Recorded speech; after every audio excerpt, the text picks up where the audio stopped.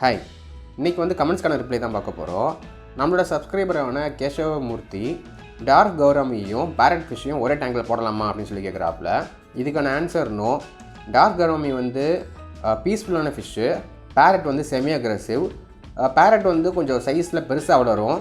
அது கௌராமி பார்த்திங்கன்னு வச்சுக்கோங்களேன், ரொம்பலாம் பெருசாலாம் வராது, ஓரளவுக்கு சின்னதாக ஒரு சைஸில் தான் இருக்கும். ஸோ பேரட்டையும் கௌராமியும் வந்து ஒன்றா போடக்கூடாது.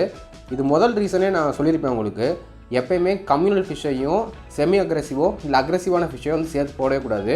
அக்ரெசிவோ இல்லை செமி அக்ரெசிவோ இந்த ரெண்டு ஃபிஷ்ஷுமே என்ன பண்ணுவோம் அப்படின்னா பீஸ்ஃபுல்லான, அதாவது கம்யூனல் ஃபிஷ்ஷை வந்து கடிச்சு வச்சிரும்.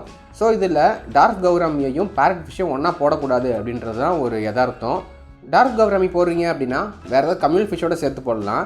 அதே பேரட் ஃபிஷ் போடுறீங்கன்னு வச்சுக்கோங்களேன், பேரட் வந்து அந்த ப்ரீடோட சேர்த்து நீங்கள் வந்து போட முடியும். அதாவது ஒரு 10 பேரட் ஃபிஷ் வந்து ஒரே டேங்கில் வளர்க்கலாம், பார்க்க ரொம்ப ரொம்ப அழகாக இருக்கும்.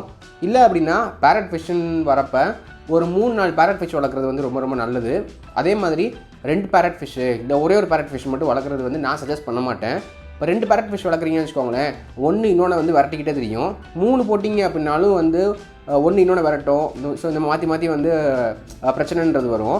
ஆனால் ஒரு 5-6 மீன் போட்டிங்கன்னு வச்சுக்கோங்களேன், பேரட் ஃபிஷ்க்குள்ளே மேக்ஸிமம் இந்த சண்டை அப்படின்றது வராது.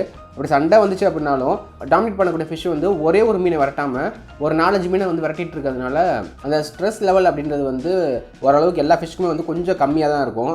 அதாவது ஒரே ஒரு மீனை வந்து டாமினேட் பண்ணுறதுக்கும் ஒரு 5-6 மீனை டாமினேட் பண்ணுறதுக்கும் வந்து நிறைய வித்தியாசம் இருக்குது. ஸோ பேரட் ஃபிஷ் வந்து நீங்கள் என்ன தான் வந்து ரொம்ப கம்யூனலாக வளர்த்தாலும் சரி, அது வந்து செமி அக்ரெசிவ். ஸோ லைட்டான ஒரு அக்ரெசிவ்னஸ் அப்படின்றது வந்து காட்ட தான் செய்யும். பேரட் ஃபிஷ்ஷையும் கௌராமியும் வந்து ஒன்றா போடக்கூடாது அப்படின்றது தான் ஒரு யதார்த்தம். ஓகே, இந்த வீடியோ யூஸ்ஃபுல்லாக இருக்குன்னு நினைக்கிறேன். இந்த வீடியோ யூஸ்ஃபுல்லாக இருந்துச்சு அப்படின்னா லைக் பண்ணுங்கள். அதே மாதிரி நம்ம சேனலை ஃபஸ்ட் டைம் தான் பார்க்குறீங்க அப்படின்னா மறக்காம சேனல் சப்ஸ்கிரைப் பண்ணுங்கள். இந்த வீடியோ உங்கள் ஃப்ரெண்ட்ஸோட ஷேர் பண்ணுங்கள். அவங்களுக்கும் ஒரு அக்வாரியம் பற்றியான ஒரு பேசிக்கான நாலேஜ் அப்படின்றது கெயின் பண்ணிக்குவாங்க.